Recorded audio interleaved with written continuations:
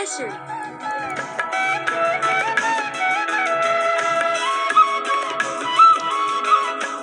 বসুন স্যার।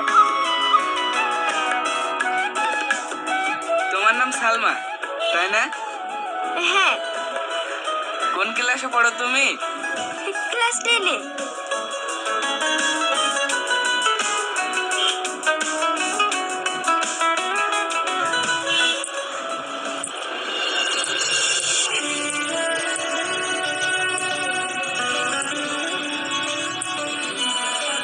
এটাকে সালমা? এটা আমার বড় বোন, ওর নাম সাথী। তোমাদের পরিবেশটা কত শান্ত, শহরের মতো কোলাহল নেই। আমি যখন মেশে থাকতাম, গ্রামের এই শান্ত পরিবেশকে অনেক মিস করতাম। শান্ত, কখনো কখনো এই নীরবতাও খুব শব্দ করে। কি বললো ঠিক বুঝতে পারলাম না। স্যার আপনি পড়ান, বোন একটু অন্যরকম, কারোর সাথে বেশি কথা বলেন না।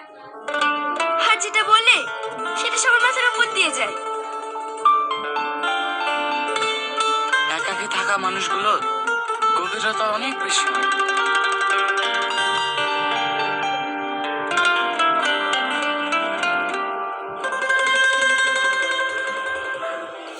এই চম্পা, ওই ছেলেটা কে রে? আমাদের পাশে গ্রামের বাড়ি, সেলিম চাচার ছেলে। আজ কদিন হলো মেশে থেকে বাড়ি এসছে। সাথীদের বাড়ি কি করতে এসেছিল? কি করতে আসবে আবার? ডেকেছিল মনে হয় বিরত করার লেগে। ওর নাম করতে ঘৃণা লাগে।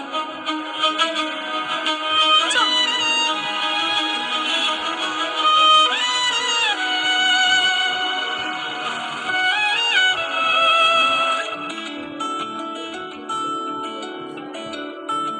ছোট বাবু, এবার তো বিয়েটা করে ফেললেন নাকি? আর কতদিন কাকা বাবুকে আমার হাতে রান্না খাওয়াবেন? কাকা বাবুর তো মন চাই বৌমার হাতে রান্না খেতে। কি যে বলো তুমি? ও তো ঠিকই বলেছে, আমি তোর জন্য মেয়ে দেখছি, এবার বিয়েটা করে ফেল। কিন্তু আব্বা, আমার তো এখন অনেক পথ চলা বাকি আছে। হ্যাঁ, পথ চলবি তো, বিয়েটা করে ফেল, তারপরে বৌমার তুই একসাথে পথ চলবি। আব্বা তুমিও না?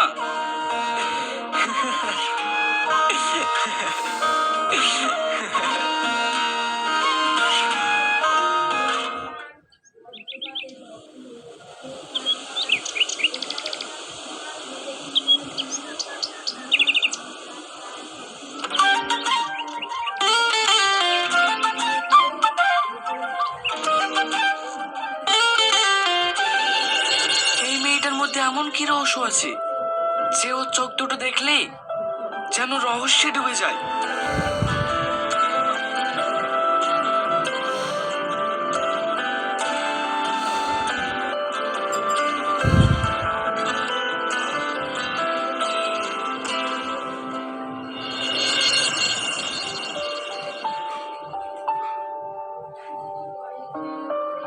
স্যার, হে নিন খাতা।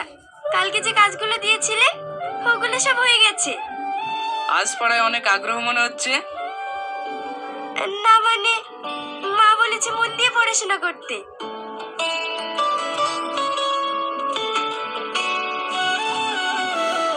তোমার বোন অনেক চুপচাপ, তাই না? ও আগে এমনটা ছিল না, এই একটা ঘটনা ঘটে যাওয়ার পর থেকে ও এমন হয়ে গেছে।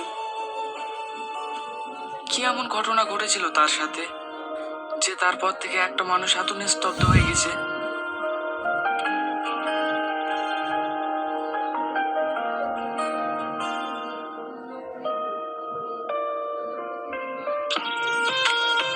ধন্যবাদ। এতে ধন্যবাদ দেওয়ার কি আছে? এটা তো আমার কর্তব্য। কিছু কিছু মানুষ তার কর্তব্যকে অনেক ভালোবাসে। ভালোবাসা, এই শব্দটা আমার জীবনে মানায় না। এমন বলছেন কেন? কিছু কিছু কথা না বলাই ভালো। কখনো মানুষ ভুল ভালোবাসা ভেঙে যায়, কিন্তু তার মানে এই নয় যে ভালোবাসা খারাপ। আপনি জানেন না স্যার, যখন কোনো মানুষ আপনাকে ভরসা দেয় আবার সেই মানুষই একদিন আপনার সম্মান কেড়ে নেয়। তখন ভালোবাসাটাও একটা অভিশাপ মনে হয়। আমি জানি না আপনার সাথে কি হয়েছে, কিন্তু ভালোবাসা খারাপ নয়। আপনি পড়াতে এসেছেন, দয়া করে আর এসব কথা বলবেন না।